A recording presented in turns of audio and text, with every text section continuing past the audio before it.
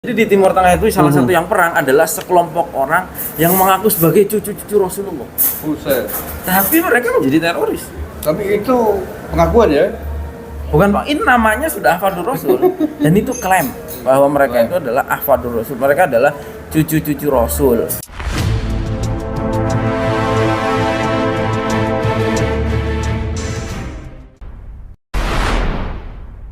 Assalamualaikum warahmatullahi wabarakatuh. Bismillah, alhamdulillah, salatu wassalamu ala rasulillah, la khawla wa la quwata illa billah, amma ba'dah. Saudara-saudaraku sebangsa setanah air yang saya cintai, saya banggakan, bertemu lagi dengan KP Nusantara. Hari ini hari Selasa, tanggal 29 Agustus 2023. Kami sedang berada di satu tempat di Pekalongan,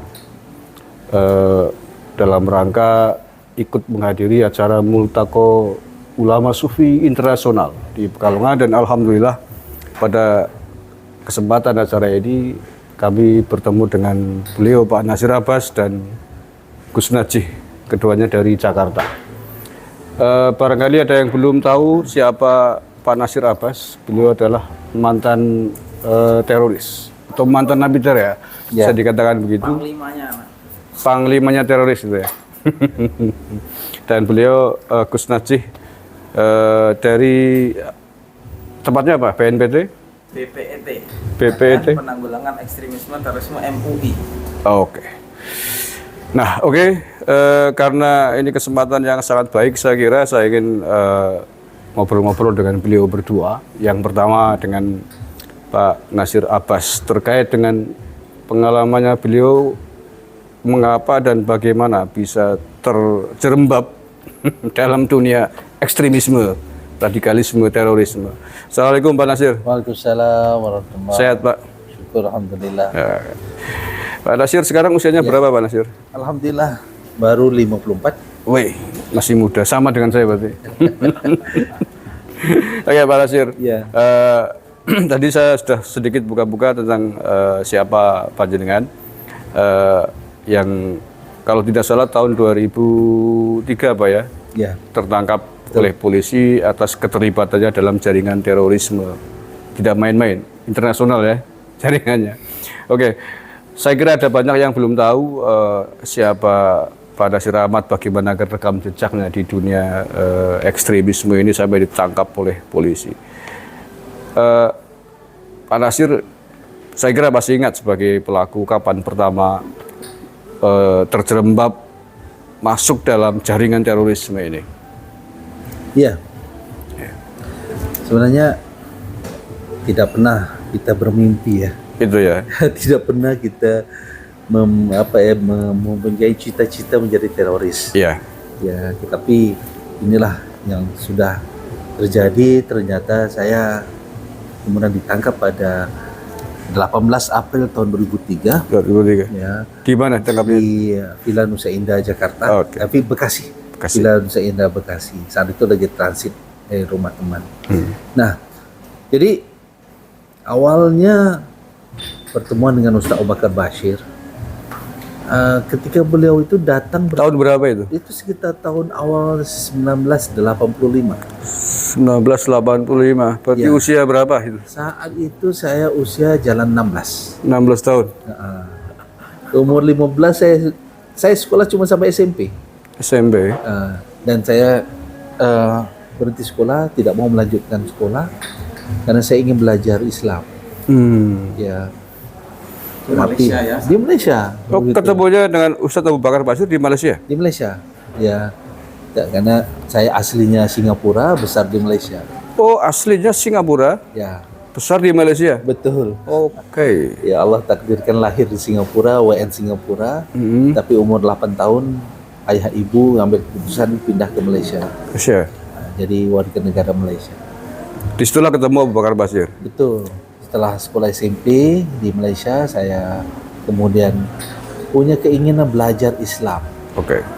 Ya, karena saya melihat ayah saya itu dipandang miring sama masyarakat Muslim umumnya.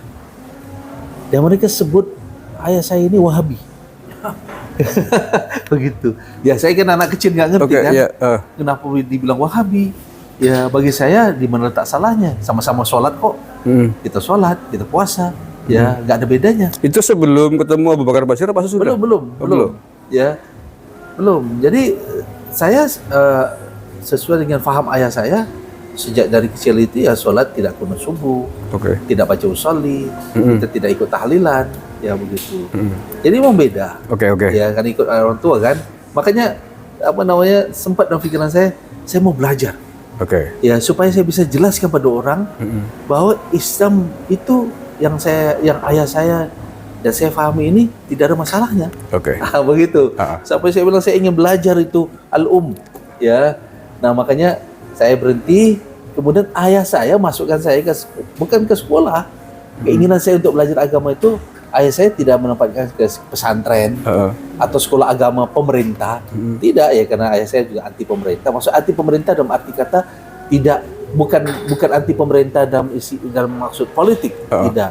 Bukan anti pemerintah dalam maksud ingin menegakkan negara, karena ayah saya tidak pernah berpikir untuk melawan pemerintah dan menegakkan negara. Tidak ada maksud itu. Tetapi tidak setuju dengan faham agama Islam yang diajarkan oleh sekolah-sekolah pemerintah. Jadi nggak mau anaknya itu nanti melaksanakan bid'ah, berfaham bid'ah, begitulah. Sehingga akhirnya ditempatkan di masjid, ya, jaraknya jauh, ya sekitar 300 km dari rumah, beda provinsi, ya. Di masjid inilah yang kemudian saya belajar bahasa Arab, saya belajar tafsir Al-Quran, saya belajar usul tafsir, saya belajar usul hadis dan macam-macam lagi. Ya. Di situ ketemu Abu Bakar Bashir. Nah, padahal belajar di situ belum setahun, karena akhir 84 saya selesai, kemudian langsung ke masjid itu untuk belajar. Sekitar awal atau pertengahan tahun 85 datang rombongan Ustaz Bakar Bashir dan orang Indonesia yang lain, termasuk Ustaz Abdullah Sungkar almarhum. Itu tahun itu berarti dalam rangka pelarian apa ya? Nah, itu kata orang seperti itu. Kasus Borobudur apa ya? Karena ini asas tunggal Pancasila. Sorry. Nah, ya saya kan umur 16 kan, 15 jalan 16 kan nggak ngerti apa-apa. Ya udahlah, kita percaya saja. Itu singkatnya. Ya begitu. Nah, kenapa mereka mau datang ke sana? Karena masjid itu beda sama yang lain. Mereka bilang cocok ini. Ibadahnya sama, tata cara sholatnya sama, ya kan? Sama-sama salafi. Ya itu. Dulu kan saya nggak tahu kata bahasa salafi. Kalau kata orang Banyumas, tumbuh ketemu tutup. Nah, begitu. Maka setiap Jumatan, mereka Jumatan di situ, tidak Jumatan tempat lain. Jadilah guru di situ akhirnya ya? Tidak. Tidak. Mereka tidak jadi guru. Di sekolah itu, ya, tidak ada kurikulum yang tidak ada jadwal yang ketat. Ya, siapa mau masuk kelas silakan masuk, siapa tidak mau masuk kelas ya sudah tidur. Siapa cepat dia dapat. Nah, karena saya sangat antusias. Jadi saya melihat orang Indonesia ini dia pandai bahasa Arab. Sehingga saya datang ke rumah mereka belajar secara otodidak. Buku Arab Gundul itu umur 16 tahun saya bolak-balik baca dengan kamus saya macam-macam. Ada kadang-kadang kata-kata yang tidak ditemukan di kamus, saya cari mereka. Datang ke rumah mereka. Di situ mulai perkenalan. Inten gitu ya? Ya, inten ya. Maka dalam waktu 1 tahun saya sudah mengajar. Umur saya 17 saya sudah mengajar bahasa Arab. Ya. Kemudian Abu Bakar Bashir itu ke Malaysia sudah bisa berbahasa Arab karena belajar di Libya Jakarta. Selain juga udara Arab juga kan? Udara Arab. Nah repotnya sekarang Libya ini sampai sekarang masih eksis. Masih. Dan sudah puluhan pelaku teror itu lulusan lembaga ini. Puluhan. Karena itu kita sebenarnya harus mewaspadai berkembangnya sekolah-sekolah Salafi Wahabi seperti Libya ini. Itu kalau itu Libya memang Salafi Wahabi ya? Salafi Wahabi didirikan dari sejak tahun 80-an. Angkatan pertamanya adalah Rizik Syihab. Pantesan cocok itu sama tempat saya belajar. Lulus misalnya nih beberapa saya sebutkan lulusannya. Misalnya adalah Aman Abdurrahman. Terpidana mati sebagai Amir JAD, Jamaah Ansarud Daulah. Jadi kalau masyarakat Indonesia lihat serangan-serangan teror, termasuk kemarin yang terakhir ditangkap itu adalah karyawan KAI, Danan, itu adalah anggota Jamaah Ansarud Daulah. Nah, amirnya, pimpinannya itu adalah namanya Aman Abdurrahman. Aman Abdurrahman ini adalah lulusan Libya. Ja'far Umar Tholib itu juga Libya, Farid Ahmad Uqbah sudah dihukum kasus teror itu juga Libya. Lalu kemudian beberapa orang yang menjadi algojonya ISIS itu juga lulusan Libya. Nah, repotnya sekolah ini tuh masih ada di Jakarta itu. Dan masih eksis gitu. Bagiannya Kustaci itu nanti. Makanya itu makanya Wahabi ketemu Wahabi di Malaysia. Nah, begitu kan. Jadi cocok. Maka umur saya 18 tahun, ya Ustaz Bakar Bashir menawarkan saya ke Afghanistan. Umur 18 tahun. Ya. Pak Nasir ditawarkan ke Afghanistan. Perintah untuk pergi ke Afghanistan. Ditawarkan ke Afghanistan. Saya terima tawaran itu. Ya. Ketika itu sudah konflik kan Afghanistan ya? Sudah. Dan saya sudah baca banyak buku tentang Afghanistan. Berarti berangkat dari Malaysia ke Afghanistan? Betul. Ya, bersama dengan orang-orang Indonesia yang lain. Oke. Apa yang tugas apa yang harus dilakukan di Afghanistan atas perintah? Awalnya mereka itu bilang bahwa kita akan berjihad ke Afghanistan. Hanya itu bahasanya. Disuruh berjihad ke Afghanistan? Membantu mujahidin Afghanistan. Oke. Tetapi kenyataannya ketika sampai di sana, kemudian saya ditempatkan di tempat pendidikan Akademi Militer. Akademi Militer Afghanistan. Ya, mujahidin Afghanistan. Oh, vaksinnya mujahidin. Ya, saya menolak. Tiba di sana, kemudian diarahkan masuk ke Akademi Militer Mujahidin Afghanistan. Saya menolak. Saya anggap ini tidak sesuai apa yang disampaikan dahulu. Ya, yang jelas saya kan sudah meninggalkan sekolah lama. Namanya juga akademi itu pasti ada pelajaran umumnya, ada matematikanya, ada geografinya dan lain-lain. Saya tidak siap sebenarnya itu untuk sekolah itu. Tetapi mereka bilang, ya kita tahu kan kamu mau berjihad, al-ilmu qabla al-amal. Jadi semua kita pada santri pasti tahu gitu. Berarti itu Akademi Militer belajar perang dong di situ, pendidikan perang? Iya, namanya Akademi Militer, pendidikan selama 3 tahun. 3 tahun ya? 3 tahun. Ya, kurang lebih 3 tahun kita mempelajari segala macam ilmu perang, segala macam taktik strategis, segala macam senjata, dari senjata kecil sampai senjata berat, segala macam bahan peledak, ya. Yang ngajarin orang Afghanistan semua? Asal gurunya orang Afgan. Ya, dari tentara-tentara Afghanistan yang membelot ke mujahidin. Ya. Ketika itu penguasanya mujahidin ya? Gimana? Ketika itu penguasa Afghanistan. Pemerintah Afghanistan itu di bawah pimpinan orang Afgan yang kemudian terjadi konflik vertikal antara masyarakat dengan pemerintah. Nah, masyarakat inilah yang disebut sebagai mujahidin. Nah, pemerintah Afghanistan mereka kemudian bekerja sama dengan meminta tolong dengan Rusia. Nah, itu sebab Rusia mengirim pasukannya ke Afghanistan. Yang kemudian pada tahun 89 Rusia menarik mundur pasukan-pasukannya. Ya. Jadi Soviet ya pada saat. Ya, betul, Uni Soviet. Maka selama di sana dulunya orang Afgan mengajar, tapi kemudian lulusan angkatan pertama, lulusan angkatan kedua dari orang-orang Indonesia yang kemudian menjadi tenaga pengajar. Saya sendiri di sana kan angkatan kelima. Sebenarnya sekolah itu adalah sekolah untuk orang Afgan, ya siswa-siswa Afgan mayoritas mereka. Hanya kami ini adalah siswa asing. Dan istimewanya hanya jaringan Ustaz Abdullah Sungkar dan Ustaz Abu Bakar Bashir yang boleh masukkan orang ke dalam situ. Kalau ditarik lagi, jadi ini kan pendidikan ini di Afghanistan dibantu oleh Pakistan. Tapi kalau ditarik lagi, itu di atasnya adalah CIA sebetulnya, intelijen Amerika yang membantu dalam tanda kutip perjuangan para mujahidin ini. Makanya kita sering mengatakan kepada masyarakat bahwa masyarakat itu harus cerdas. Ketika mengikuti satu gerakan harus tahu siapa yang ada di belakangnya. Misalnya hari ini banyak yang ikut ISIS, padahal kalau dirunut ISIS ini ya tidak jauh dari campur tangan elit-elit Barat, gitu. Amerika dalam hal ini yang baik langsung maupun tidak langsung turut menciptakan mereka. Nah, ini kadang-kadang masyarakat tidak tahu sehingga gampang ikut-ikutan gitu, terbuai. Ya, kita lihat ketika kekacauan di Timur Tengah yang ditimbulkan oleh milisi-milisi seperti ISIS ini, yang diuntungkan siapa? Yang paling diuntungkan ya Israel gitu. Dan yang di belakang Israel itu ada Amerika. Ya, saya saat dulu kan tidak tahu, tapi tahu, ya. yang saya mengerti, yang banyak membantu mujahidin itu adalah Pakistan. Ya. Pastinya apa yang sudah oleh Gus Najib ini ya mereka lewat Pakistan lah. Ya, Ya, beliau kan masih 18 tahun gitu kan. Tahunnya kan bagaimana belasan menembak.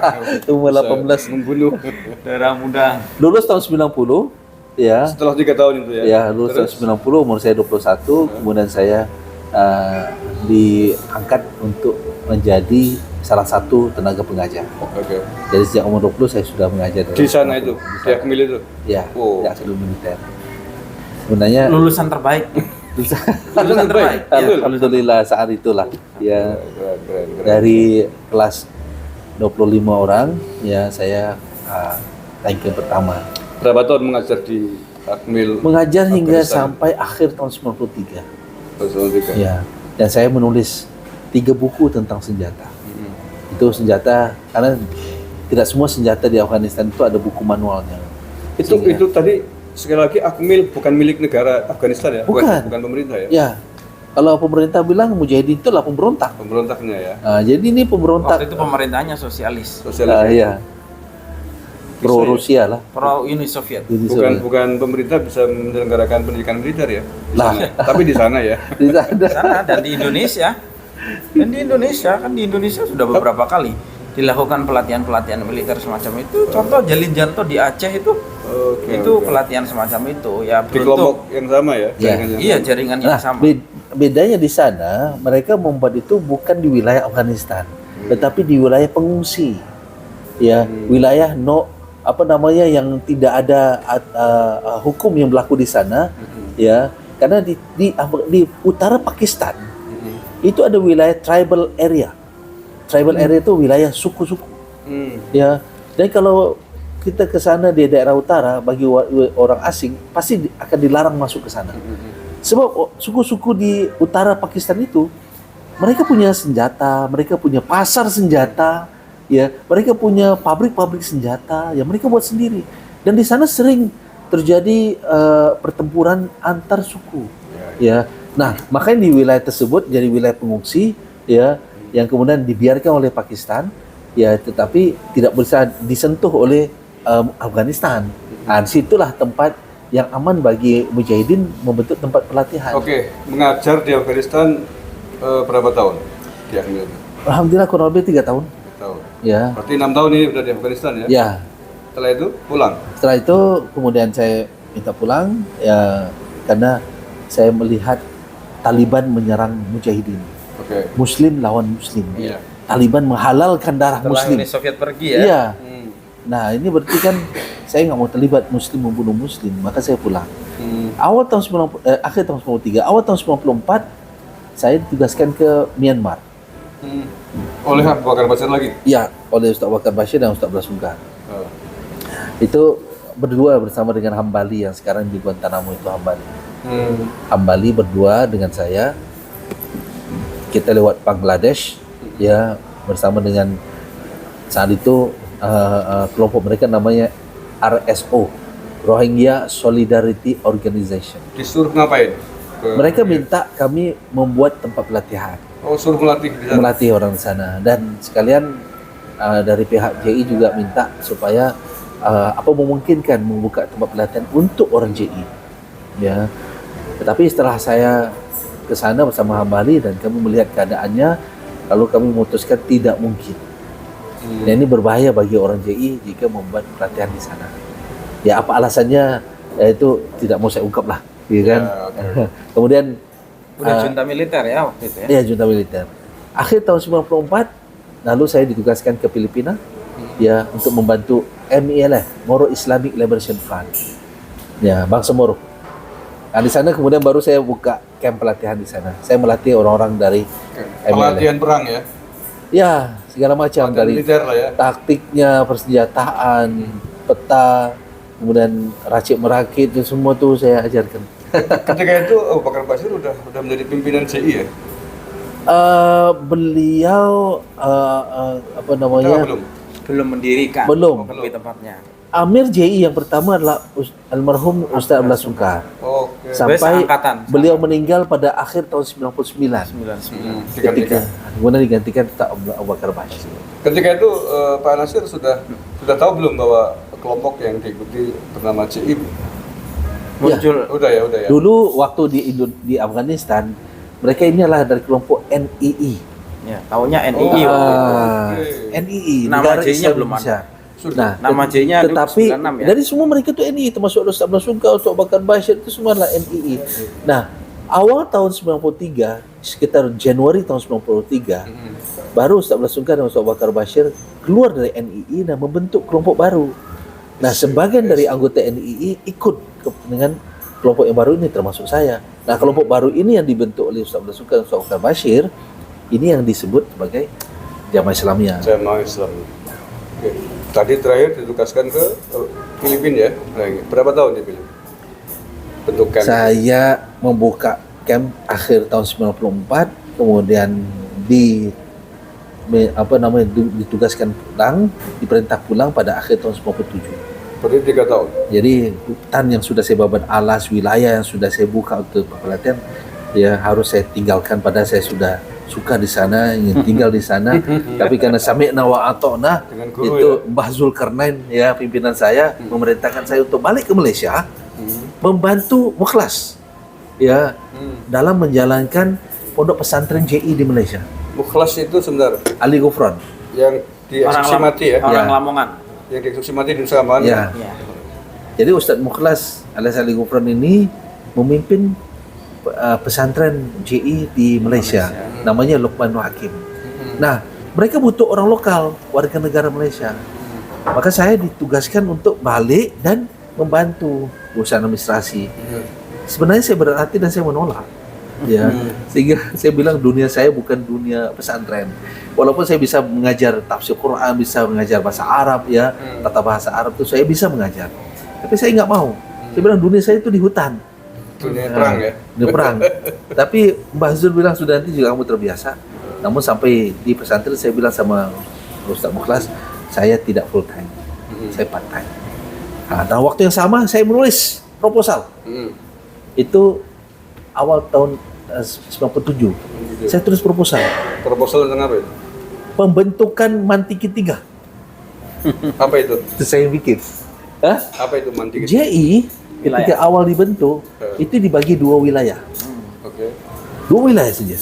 Dari ketika Januari tahun 93 dibentuk, dibagi 2 wilayah.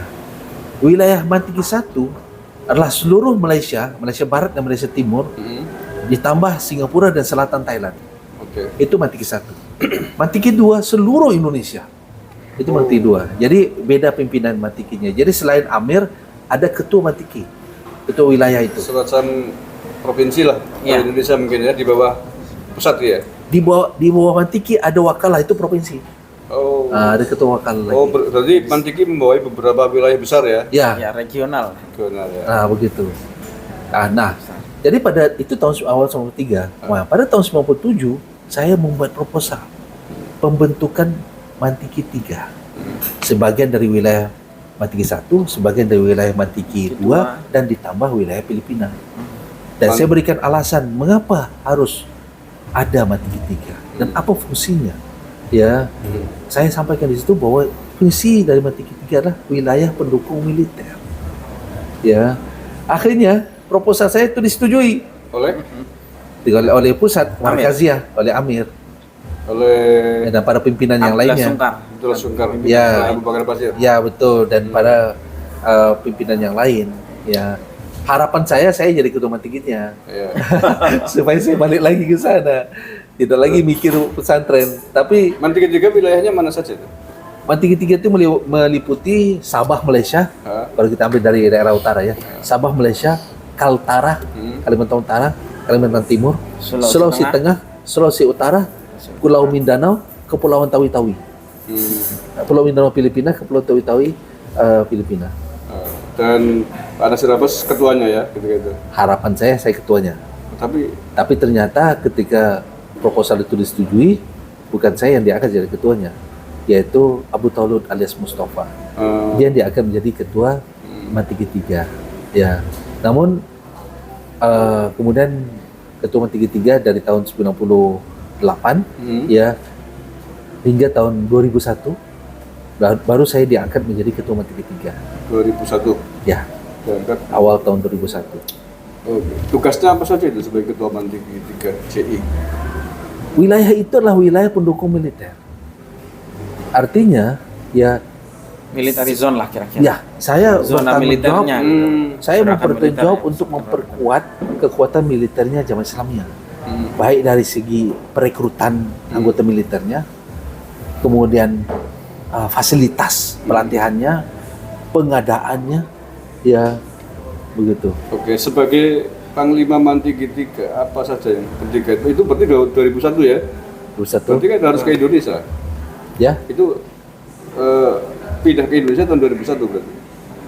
Saya pindah ke Indonesia pada Januari 2002. Oh 2002 baru ke Indonesia ya sebagai Ketua Manti G3 ya? Ya. Atau pimpinan Manti. Setelah di Indonesia apa saja yang kemudian dilakukan sebagai Ketua Manti G3 itu? Saya tetap masih mengendalikan kamp pelatihan yang di Filipina. Pelatihan ya? Terus saya mengatur jalur keluar masuk para siswa-siswa dari Malaysia, dari Indonesia yang berlatih ke Filipina dan juga yang pulang. Saya juga atur transportasinya, penyelundupannya, baik secara legal ataupun ilegal. Ya. 2002 pindah ke Indonesia di mana itu? Ketika Saya tinggal di Palu, Sulawesi. Oh di Sulawesi. Sulawesi Tengah, karena pada saat itu Ya. Poso lagi hangat-hangatnya Oke. konfliknya, mulai Ya. tahun 2000. Di Poso ya? Ya, di Poso. Poso. Jadi mereka ini teman-temannya Pak Nasir dulu, di mana ada wilayah yang lagi bergejolak, Ya. maka mereka masuk. Betul. Jadi paling enak itu bagi mereka, paling mudah kalau ada wilayah sedang terjadi kerusuhan, sedang terjadi chaos, itu kesempatan emas mereka untuk masuk ke sana. Masuk ya. Gitu. Untuk nyiramin bensin. Ya, Ya. kayak dulu lah sebenarnya. Semua itu dilakukan dengan atas slogan membantu umat Islam. Ya, Begitu paling bahasanya. gampang kan diglorifikasi isu itu. Atas Bahasa. nama Islam ya? Atas nama Islam. Begitulah. Tapi Ya. bukan. Oke lanjut. Tujuan Poso, sebenarnya, Ambon, ya. tujuan sebenarnya JI itu adalah menegakkan negara Islam, mengembalikan negara Islam yang pernah ada di Indonesia, yang dulunya pernah dibentuk oleh Kartosuwiryo. Iya. Jadi mereka ini itu tujuan utama. Nah, ketika ada konflik-konflik, mereka Tinggal dideklar bahwa ini Ya. wilayah jihad. Nah, kemudian orang dari mana-mana Ya. datang. memanfaatkan wilayah itu sebagai wilayah pelatihan, sebagai wilayah perekrutan, ya wilayah tersebut. Ya itulah yang terjadi. Ya. Dan situasi genting lagi di Indonesia itu ya 212 itu sebetulnya. Dimana pada saat itu teman-teman lamanya Pak Nasir sudah bergerak untuk melakukan aksi di tengah-tengah masa pada saat itu. 2002 kan tadi ke Indonesia. Sementara ditangkap tahun 2003. April 2003. Berarti kan tidak lama itu ya. Ya kurang lebih tidak setahun lah. Itu bagaimana ceritanya sampai bisa ketangkap polisi? Sebenarnya ya dalam membentuk negara itu JI secara singkatnya ya tidak hanya mempersiapkan kekuatan militer, tetapi juga kekuatan untuk menggalang masyarakat, perekrutan. Menggalang masyarakat atau perekrutan ini itu mereka lewat dakwah, lewat pendidikan, kegiatan dakwah dan kegiatan sosial. Ya, itu mereka lakukan di Indonesia, di Malaysia dan lain-lain. Sehingga masyarakat kemudian diberi informasi, diberi pemahaman mengapa perlu hidup di bawah negara Islam. Itu dari sisi masyarakat. Jadi pengetahuan itu diberikan. Bahasanya udah khilafah belum itu? Sudah. Sudah ya. Daulah, khilafah, anti pemerintah, anti NKRI, anti Pancasila, itu sudah diajak Pancasila masyarakat. Tauhid gitu. Ya. Oke. Nah, ketika masyarakat sudah digalang, proses berikutnya menguasai wilayah. Ya, menguasai wilayah ini sebenarnya tidak mesti harus pakai senjata. Ketika masyarakat sudah mendukung, otomatis masyarakat itu yang Wilayah sudah dikuasai. Ya. Contoh lah, ada perkampungan ya. Perkampungan eksklusif. Ya. Ketika dia menguasai tanah perumahan tersebut atau perkampungan tersebut, hanya orang yang berfaham dia saja yang boleh tinggal. Sehingga penduduk di situ secara otomatis menguasai wilayah tersebut. Karena ada Iya. perumahan-perumahan Nah. sunnah, Iya begitu. perumahan syariah. Ya, Anda masuk harus pakai hijab. Masuk hidup harus pakai berjenggot misalnya lah. Ya, dan macam-macam lagi. Jadi ini adalah bagian dari Upaya penguasaan teritorial itu Ya. sebetulnya. Lalu kapan kekuatan militernya? Makanya kekuatan militer itu sebenarnya tidak ditampilkan. Yang banyak itu dakwahnya, tarbiyahnya, pendidikan, ya kegiatan sosial itu banyak. Jadi masyarakat tidak tahu, hanya di antara mereka dipilih menjadi orang terpilih untuk belajar militer. Militer ini Saring gunanya dari sekian pengajian publik itu disaring mana yang bisa direkrut untuk tahap berikutnya. Nah, kekuatan militer ini dipakai di tempat konflik, di mana saja ada konflik, dan juga sebagai persiapan di suatu ketika ada suatu wilayah yang kemudian sudah dikuasai, cocok dan sesuai untuk menegakkan negara, maka pasti akan mendapatkan perlawanan dari pemerintah. Saat itulah kekuatan bersenjata akan dipakai. Ya, begitu. Itu strategisnya. Makanya tidak heran ya itu. ketika banyak oknum yang ditangkap Densus terakhir di Bandung itu ya, karyawan pegawai PT KAI, di rumahnya banyak senjata ya. Ya. Itu terkait itu ya. Itu terkait. Nah, tetapi dalam pelaksanaan ada orang-orang yang tidak sesuai strategis. Tangannya gatal, begitu kan. Jadi kalau nggak salah dulu Abdullah Sungkar, amirnya JI ini memberikan arahan tidak melakukan aktivitas militer apapun sampai jumlah anggota yang siap memanggul senjata itu 20.000. Ya, batas yang sesuai gitu. Jadi ketika ada perlawanan dari pemerintah, penegakan hukum dari pemerintah, mereka bisa melakukan perlawanan. Tapi ternyata tadi ada yang gatel, ada yang tangannya melakukan aksi dan kemudian jaringannya terbuka. Ada yang terpengaruh dengan Osama bin Laden. Yang mengajak untuk melawan Amerika dan sekutunya dengan boleh membunuh warga sipil dan sekutunya di mana saja. Terjadilah bom gereja tahun 2000, bom Bali. Itu semua sebenarnya orang-orang JI yang kemudian terpapar konsep orang lain. Lalu kemudian celakanya yang terpapar ini adalah pimpinannya JI. Hambali pimpinan JI. Ya, Ustadz Mukhlas pimpinan JI. Ya. Dan itu juga terjadi setelah Abdullah Sungkar meninggal. Ya, itu setelah ketika kepemimpinan itu berganti kepada Abu Bakar Bashir, dan Abu Bakar Bashir itu sosok pemimpin yang lemah sebetulnya. Ya. Karena ketika ada orang datang kemudian minta izin untuk melakukan amaliyah menurut mereka atau aksi teror, itu diizinkan. Padahal dulu Abdullah Sungkar tidak mengizinkan karena menutup rapat gerakan mereka sampai betul-betul kuat. Nah, oleh karena itu bisa terlihat ada dari pimpinan JI yang setuju dan ada yang tidak setuju. Saya termasuk yang tidak setuju. Ya mungkin orang heran kan, kok Nasir Abbas tidak setuju? Padahal Nasir Abbas sih gurunya Imam Samudra, gurunya Ali Imran, gurunya Nurdin M. Top dan Azhari.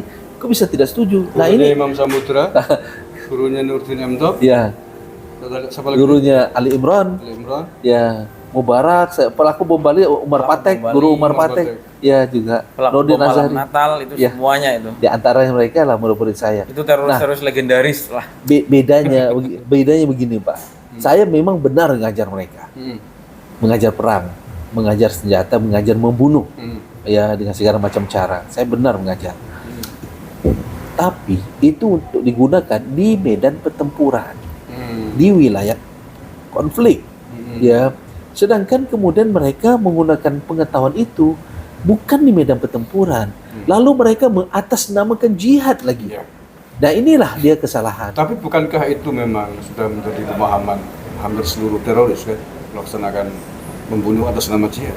Memang, tetapi ya tidak semua setuju tempatnya, waktunya, sasarannya. Ya begitu. Itu membuat jadi beda pendapat. Soal strategi. Kalau semuanya setuju, Pak, kalau semuanya setuju, pasti saya terlibat. Saya nggak setuju. Ya. Oke. Tetapi 2003 ditangkap itu kronologinya seperti apa? Polisi maka inilah dia yang Allah membuat terungkapnya Jamaah Islamiyah. Jadi ingat dia tidak pernah terungkap, Pak. Ketika itu ya. Baru terungkap setelah peristiwa bom Bali. Oktober 2002. Iya. Baru polisi mulai mencari siapa pimpinan-pimpinannya. Karena dalam rangka menangkap pelaku, pasti pimpinannya tahu. Dicari ya. Secara logikanya seperti itu. Kan polisi tidak tahu JI dan tidak tahu apa masalah, kenapa bom ini terjadi, sehingga dipukul rata, dianggap semuanya tahu. Ya, maka saya dicurigai menyembunyikan pelaku bom Bali. Begitu. Saya dicurigai yang menjadi Amir JI. Ya, karena apa? Karena Ustaz Abu Bakar Bashir sudah ditangkap akhir tahun 2002. Ya, Hambali tidak ada kabar.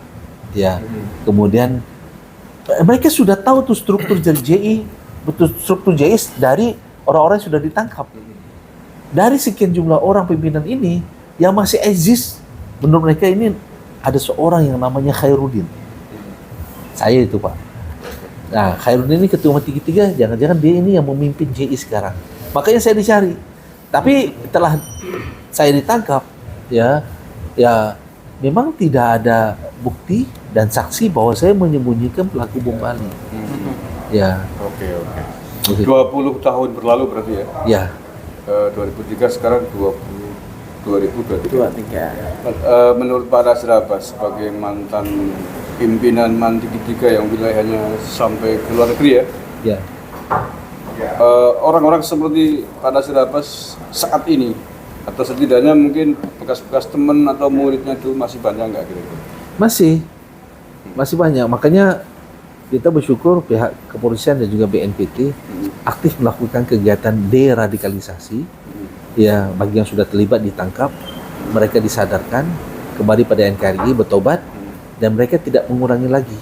Yang kedua, ada kegiatan pencegahan. Pencegahan ini sebelum mereka berbuat, kemudian mereka menyerahkan diri, lalu kemudian dibina, lalu kembali pada NKRI, mencabut baiat, kemudian kembali pada NKRI. Ini juga dalam rangka untuk menghindar, sebab mereka masih ada. Masih ada dan mungkin akan terus menjadi ancaman dalam tahun-tahun yang akan datang. Mereka tidak akan pernah berhenti perekrutan. Akan pernah berhenti, hanya mungkin mengubah strategi saja. Ideologi lah menjadi akar masalah. Nah, itu. Ideologi apa? Ideologi anti pemerintah. Ideologi menegakkan negara Islam. Apakah itu yang diajarkan oleh Abu Bakar Bashir ke Pak Nasir Abbas sejak Benar. Beliau menyampaikan bahwa Pancasila itu agama baru. Begitu. Ya, kita tidak boleh mengikuti Pancasila. Dulu beliau mengajarkan seperti itu. Kenapa itu? Ya karena dianggap Pancasila bukan Al-Quran. Yang harus kita ikuti Al-Quran. Begitu bahasanya. Ya, basis ideologi mereka itu kan bahwa harus menggunakan hukum Allah. Dengan pemahamannya sendiri ya? Iya, dengan pemahaman mereka tentu saja. Hukum Allah versi tafsir mereka. Gitu. Karena Pancasila ini bukan bagian dari hukum Allah, Undang-Undang Dasar 45 ini juga bukan hukum Allah, maka disebut sebagai hukum tauhid. Sebenarnya itu yang kemudian saya pelajari, ternyata salah bahasa seperti itu. Ya, Pancasila itu bagian dari Islam. Iya. Yang penyusunan Pancasila itu dari sila 1 sampai sila 5 itu semua ada dasarnya dari nilai-nilai dari Islam Al-Quran. Oke, setelah Pak Nasir Abbas bertobat kan? Ya, itu dia. Dari sikap radikalismenya, ekstremisme. Siapa yang menyadarkan Pak Nasir Ahmad pertama? Nah, yang menyadarkan pertama itu ada prosesnya. Gimana? Ya, saya bisa saya katakan yang membuat saya sadar itu polisi. Ya, di Jakarta. Yang menangkap saya. Yang menangkap. Ya kan, maksud tim yang menangkap saya lah begitu. Baik, ada prosesnya. Saya ini mengajarkan murid-murid saya lebih baik mati daripada ditangkap. Itu saya selalu ajarkan. Doktrinnya. Makanya kadang-kadang kita temukan ada berita atau peristiwa polisi baku tembak dengan pelaku. Ya, pelaku teror. Ya karena ada di antara mereka yang memang kuat. Lebih baik aku mati daripada ketangkap. Ya begitu. Makanya jangan masyarakat bilang wah polisi main tembak. Kalau misalnya si tersangka ini ditangkap baik-baik dan dia nurut, tidak akan terjadi baku tembak. Tapi karena mereka melawan dan polisi juga lebih senang kalau ketangkapnya itu hidup Iya, sebenarnya. gitu. Karena bisa buka mulut kan. Iya. Nah, jadi pada saat sebenarnya polisi sudah mencoba menangkap saya itu di beberapa tempat. Ya, pertama mereka ingin menangkap saya di Makassar. tapi gagal. Kemudian mereka ingin menangkap saya di Bungurasih, Surabaya, gagal juga, yang ditangkap anak buah saya. Kemudian mereka ingin menangkap saya di Puncak, karena tempat rapat Markaziyah, gagal juga karena saya bilang bubar rapat ini, ya. Jadi besoknya sudah bersih. Kemudian yang keempat, mereka ingin menangkap saya di Pondok Gede, di ruko tempat saya transit. Tapi saya itu sudah jelas, saya melihat sendiri polisi yang mengepung. Salah satunya Pak Martinus Hukum, ya itu yang mengepung. Tapi saya lolos, ya keluar. Nah, yang kelima baru di Villa Nusa Indah. Di saat sana, kemudian ketika polisi menodongkan senjata ke saya berpikir ini sudah waktunya saya mati. Ya, bayangin itu. Ketika diturun senjata, bukan angkat tangan, tapi berpikir ini sudah waktunya saya mati. Ya, saya malah maju. Ya, ketika ditodong diam, duduk, jangan bergerak, saya malah maju dengan harapan mereka tembak saya atau saya dapat senjata mereka. Tapi kecil kemungkinan saya bisa dapat senjata mereka, namun saya berharap mereka menembak saya karena saya menjadi ancaman begitu. Tetapi kemudian tidak ada satu butir peluru pun yang ditembakkan. Terjadilah baku pukul antara saya dengan pihak kepolisian. Salah satunya yang baku pukul ini ya Pak Ketua Kepala Densus sekarang ini, ya Jenderal Martinus Hukum. Dan akhirnya saya dapat ditumbangkan, ya 2 polisi cedera, ya akibat baku pukul itu. Saya juga babak belur, ya. Kemudian saya diinterogasi. Saat diinterogasi saya masih keras juga. Pada tangan sudah diborgol, kaki sudah dirantai, ya.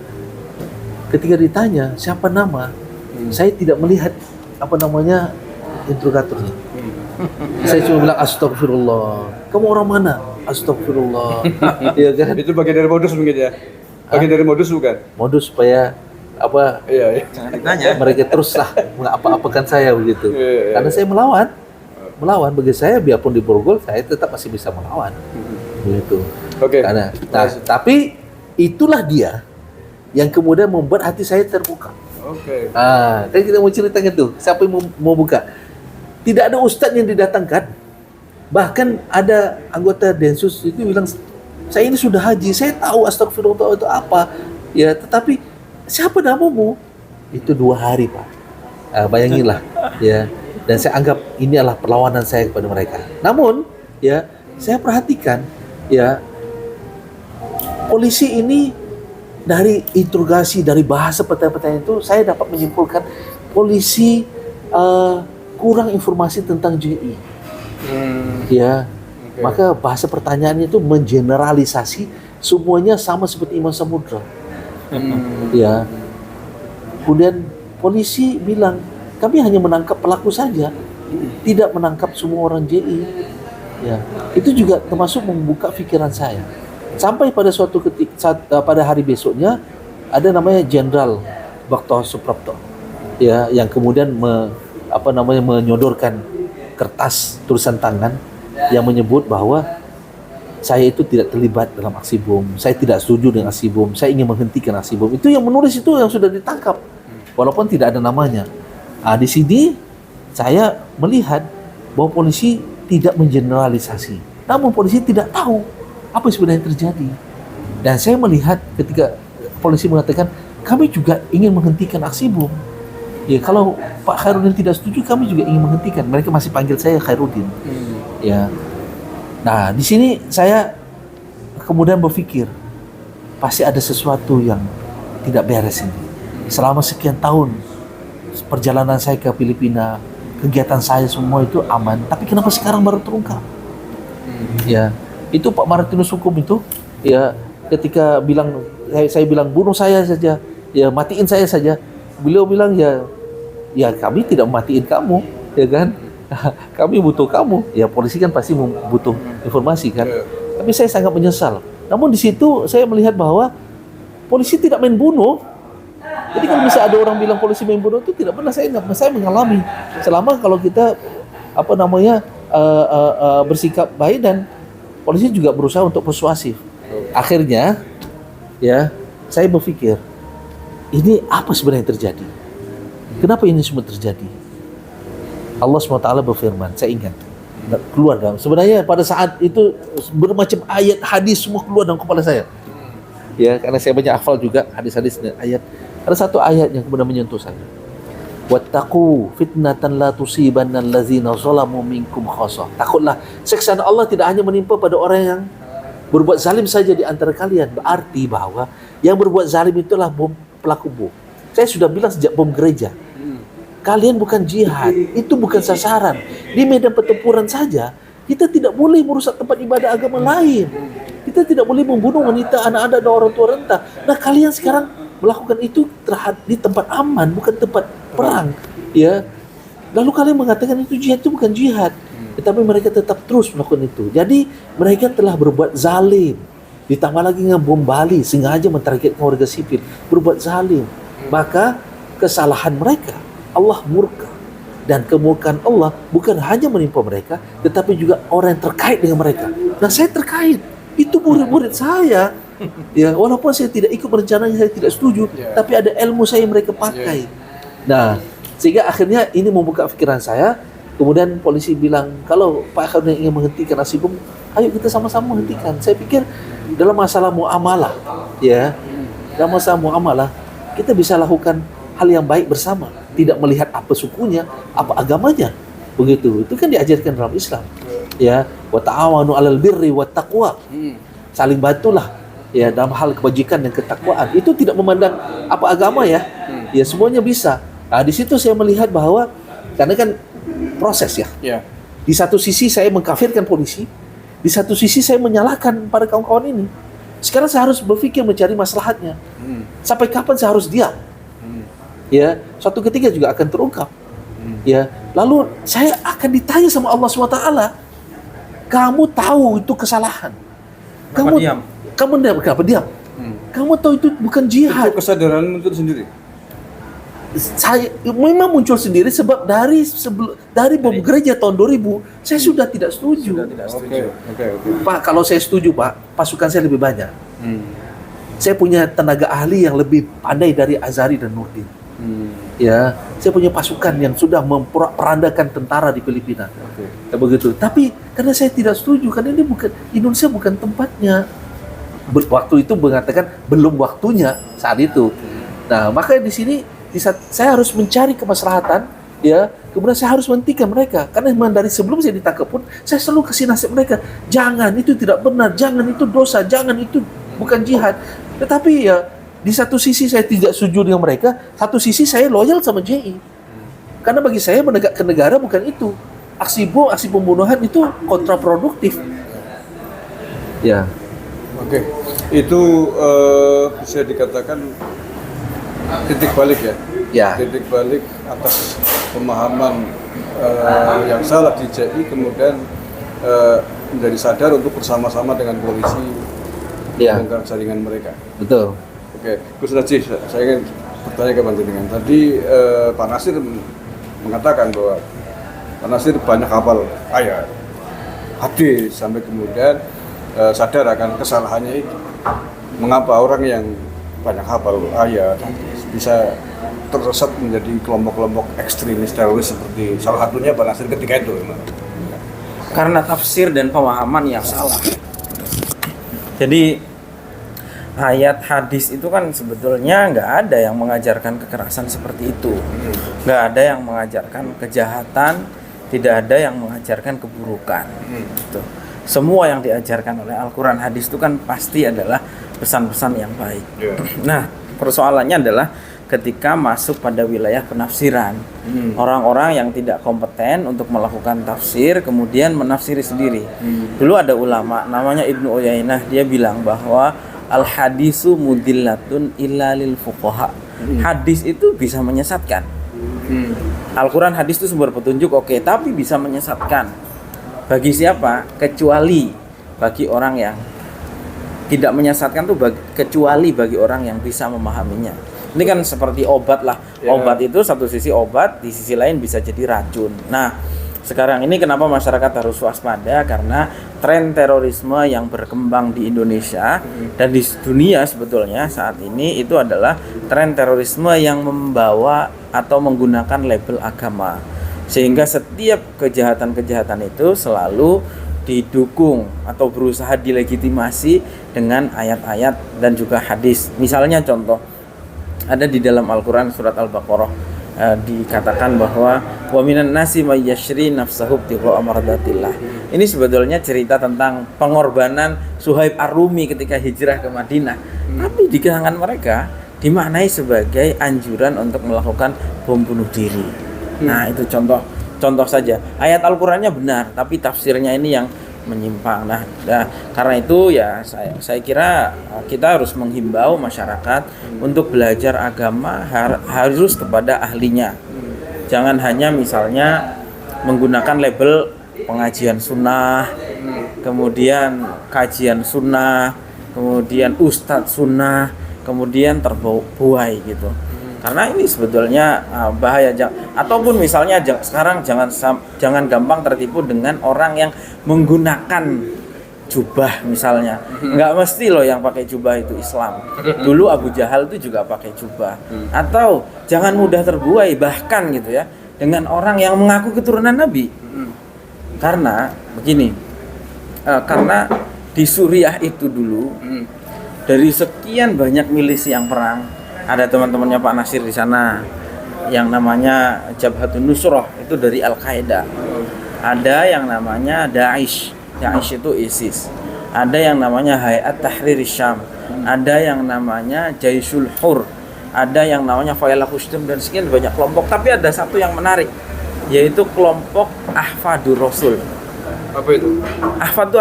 Ahfad itu jamak, artinya adalah cucu Rasul. Jadi di Timur Tengah itu salah satu yang perang adalah sekelompok orang yang mengaku sebagai cucu Rasulullah. Buset. Tapi mereka menjadi teroris. Tapi itu pengakuan ya? Bukan Pak, ini namanya sudah Ahfadur Rasul. Dan itu klaim bahwa mereka itu adalah Ahfadur Rasul. Mereka adalah cucu Rasul. Dan kemudian mengangkat senjata. Jangan-jangan yang di sini mengaku cucu Rasul ada hubungan dengan mereka? Jangan-jangan. Enggak tahu kalau secara genealogis saya belum mendalami, tetapi yang jelas label atau apa namanya, label cucu Rasul itu kan gampang dipolitisasi, maksud saya gitu. Menamakan diri sebagai cucu Rasul. Dari dulu yang namanya pemalsuan Rasul itu kan banyak. ISIS itu pemalsuan Rasul tuh, menggunakan khotamur Rasul, cincinnya Rasul. Semua kan sekarang orang HTI mengeklaim sebagai benderanya Rasul, semua orang mengeklaim sebagai Rasul gitu. Dan semua orang tuh mengaku sebagai sunnah loh. Ada Ansorus Sunnah, itu kelompok teroris loh. Itu dan seterusnya. Nah, karena itu ya di sini kita juga harus hati-hati. Tidak semua orang yang mau keturunan Rasul tuh boleh diikuti. Nah, gitu. Maksudnya kita lihat ilmunya, kita lihat akhlaknya. Itu. Kalau memang baik, nah itu diikuti. Jangan semata-mata kalau sudah ngaku cucunya Rasul itu harus diikuti. Dulu Kiai Maimun tuh sering bilang, Ahlu Baitil, kan kita sering mengulang maulid itu. Ahlu Baitil Mustafa Tuhuri hum amanul ardi wa dzakiri. Jadi Ahlul Bait, oke. Tapi siapa yang harus diikuti? Fahumul qaumul ladzina hudu, yang sudah mendapatkan hidayah. Itu. Sementara kalau yang lain-lain yang mengaku cucu Rasul tapi akhlaknya dulu sebelum saya ke Afghanistan, saya anggap orang Arab itu semuanya pandai agama. Orang Arab itu pokoknya seperti Nabi lah, gitu kan. Ya, makanya saya sangat menghormati orang Arab waktu saya masih kecil gitu. Tetapi ketika waktu saya ke Afghanistan, baru terbuka mata saya, ya, bahwa ternyata orang-orang keturunan Arab ini sama juga seperti kita, ya. Ada yang punya akhlak yang bagus dan ada juga yang tidak punya akhlak yang baik. Ya, sama, tidak ada bedanya. Maka menurut saya ini yang perlu sebenarnya, seperti Gus Najib bilang. Dulu juga Abu Lahab pakai gamis, gitu kan? Pakai imamah, dan lain-lain. Jadi jenggotnya panjang. Kita tidak melihat dari keturunannya, kita nggak melihat dari sukunya, tapi yang kita lihat adalah akhlaknya, perilakunya. Iya, lagi pula itu kan klaim kan belum tentu juga benar. Iya. Ya enggak. Dan nggak ada jaminan maksum kan, nggak ada jaminan Yang maksum kan cuma Nabi. loyalitas kita itu kepada Nabi gitu. Makanya kita menghormati orang yang ada yang memang benar nasabnya, bukan karena nasabnya, tapi karena dia memang mengajarkan, ya berperilaku, ya seperti mana Nabi mengajarkan. Tidak ada bahasa-bahasa yang kasar, bahasa-bahasa yang kemudian bahasa kebun binatang itu semua ada gitu kan. Ya. Jadi bukan karena itu. Ya kita memang harus respect pada para alim ulama karena alim ulama warisatul anbiya. Ya kan? Tetapi bagaimana kalau ulama-ulama yang tidak berakhlak? Ya begitu. Ya seandainya pun benar cucu Rasul dengan ajaran-ajaran tadi kaki binatang pada keluar semua itu pun tidak boleh kita ikuti kan? Enggak boleh. Apalagi yang bukan cucu. Iya. Begitu hanya kelihatan. Gus, nanti lanjutin tadi. Belum selesai ceritanya, kepotong. Isu cucu Rasul. Tentang mengapa orang bisa... Ya ideologi. Mengapa ada orang bisa seperti teman-temannya Pak Nasir yang tadi diceritakan sampai melakukan pengoboman, pembunuhan dan seterusnya itu kan karena ideologi. Dan tadi Pak Nasir sudah cerita bahwa ideologi awal yang masuk itu ya Salafi Wahabi itu. Sebenarnya ini ideologi yang harus diwaspadai gitu. Jadi kenapa ini berbahaya gitu? Ini adalah ideologi. Dan sebenarnya gini, ini fakta yang sulit terbantahkan. Setiap kali ada penangkapan teroris selalu ditemukan buku salah satunya 10 pembatal keislaman. Itu bukunya siapa? Itu bukunya Muhammad bin Abdul Wahab, pendiri aliran Salafi Wahabi, dan itu dibaca oleh ustadz-ustadz seperti Khalid Basalama, Firanda, Reza Basalama. Jangan disepelekan. 10 pembatal keislaman. Kalau orang sudah didoktrin terus, amalannya NU bid'ah, amalannya Muhammadiyah musyrik, amalannya negara menghormat bendera, nyanyi Indonesia Raya, perbuatan mungkar, menyanyikan lagu Padamu Negeri itu adalah kekafiran. Kalau orang sudah didoktrin dengan kebencian-kebencian seperti itu, tinggal nunggu waktu dia akan melakukan aksinya itu, perbuatan itu. Pak Nasir ini masih mending di usia 16 tahun. Di Sukabumi pernah ada seorang anak SD. Ingat Pak Nasir, tahun 2016. 2016 tuh ada anak SD. Dari aktivitasnya itu dicurigai oleh aparat, mencurigakan aparat. Aktivitasnya di internet. Kemudian didatengin rumahnya. Ternyata apa? Anak kecil ini sudah punya workshop, sudah punya tempat untuk merakit bom di Sukabumi itu. Anak usia SD. Orang tuanya nelayan, tidak tahu apa-apa. Orang tuanya nggak tahu apa-apa. Orang tuanya nelayan awam internet. Anak kecil ini otodidak. Dia belajar sendiri. Dia terdoktrin di internet dari buku-buku Salafi Wahabi. Kemudian dia belajar merakit itu sendiri. Orang tuanya sama sekali tidak tahu. Ketika anak ini sedang sekolah, dilakukanlah pemeriksaan di kamarnya. Dan apa coba salah satu temuannya? Di bukunya itu sudah ditulis nama teman-temannya yang dia sebut sebagai Tauhud. Tauhud kafir gitu ya. Sudah ada catatannya kalau suatu saat dia melakukan aksi, nggak usah nunggu gede lah, mungkin kalau sudah waktunya dia melakukan aksi, senjatanya udah bisa di target itu ya. Nah, itu teman-temannya itu sudah. Karena teman-temannya ini ada yang nyium orang tua itu udah menyekutukan Allah, menyium tangannya guru. Sungkem gitu kan ya, Bayangkan, orang kadang-kadang menganggap hal seperti ini sepele, tapi ini bibit. Sampai yang terakhir penangkapan Danan Jaya itu ada bukunya, saya menyimpan fotonya. Bukunya adalah 10 pembatal keislaman. Ini ya, saya kira masyarakat harus waspada. Pemerintah juga harus lebih tegas terhadap Salafi Wahabi. Bukan untuk membatasi kebebasan beragama, tapi untuk melindungi keamanan dan keselamatan masyarakat. Yang lebih besar kan? Iya. Dan semua yang lebih besar. Oke, kembali ke Pak Nasir Ahmad. Saat Abbas. ini, Pak Nasir Abbas ya. Ke depan progres apa yang akan dilakukan Pak Nasir Abbas? Ya katakanlah mungkin sebagai sebuah balas penebusan dosa mungkin ya, atas kesalahan yang selama ini dilakukan dengan agama Islam untuk Indonesia. Ya. Sejak ditangkap dan saya mulai bicara, saya sudah merasa dosa. Ya, saya sudah merasa bahwa saya punya andil, walaupun tidak setuju, tapi saya yakin ini semua Allah yang atur, ya, dan Allah memberi kesempatan saya untuk menghentikan sebagaimana saya ingin menghentikan mereka sebelum saya ditangkap. Maka Allah pertemukan saya dengan kepolisian, ya, untuk bersama-sama menghentikan aksi terorisme ini. Nah, maka jalan inilah yang menurut saya yang Allah berikan pada saya untuk saya menghadapi mereka. Ya, bukan saya benci sama kawan-kawan, tapi saya menghadapi faham mereka yang keliru.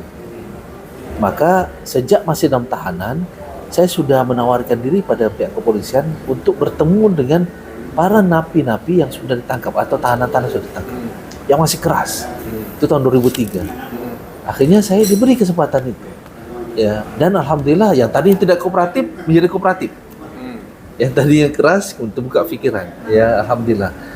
Sehingga sampai di antara yang ditemu-temuin sebelumnya ada yang kenal atau belum? ada di antaranya kenal. Ya, rata-rata kan karena pelaku bom Bali ini kan hubungannya sama kelompok Jamaah Islamiyah. Oke.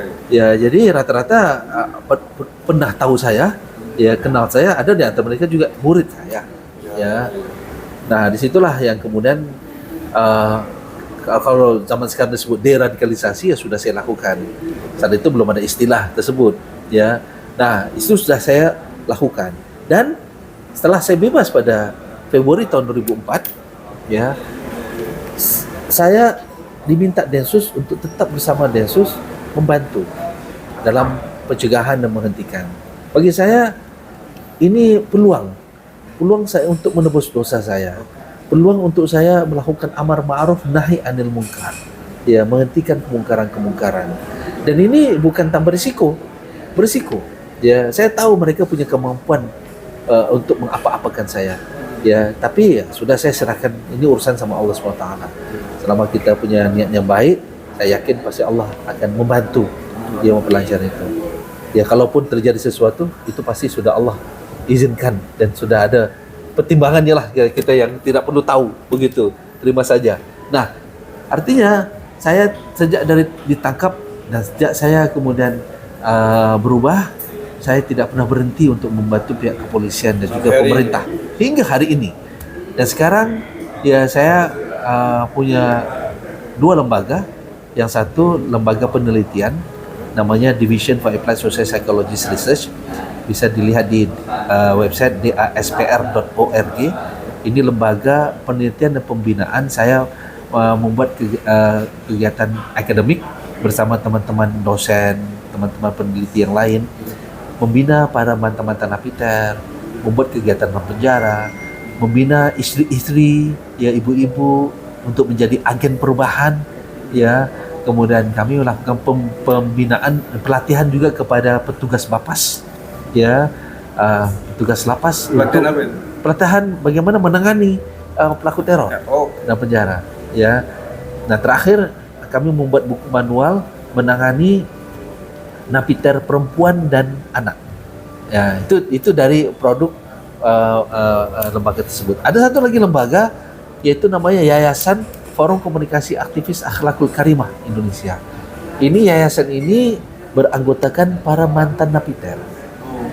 Ya, bagi saya mereka ini harus di Yayasan Forum Komunikasi Aktivis Akhlakul Karimah Indonesia. Ya, saya ajak mereka untuk menjadi aktivis akhlak. Ya, seluruhnya mantan napiter. Sebagian besar mantan napiter. Terus ada korban bom. Ada korban juga. Korban. Ya, ada korban bom juga menjadi pengurus. Kemudian ada mantan jaringan yang pernah di jaringan NII, pernah di jaringan JI, mantan kombatan yang pernah di Afghanistan tapi tidak terlibat dalam kasus terorisme. Mereka juga tetap berbahaya. Ya, maka kita membina mereka ini kembali kepada akhlak. Ya, dengan akhlak inilah yang insya Allah akan membuka hati mereka. Berapa orang mantan napiter? Hingga sekarang ini anggota kami ada sekitar 45 orang. 45 ya. Di yayasan itu ya? Yayasan. Enggak jamin ya, tapi ya enggak berbahaya lagi mereka.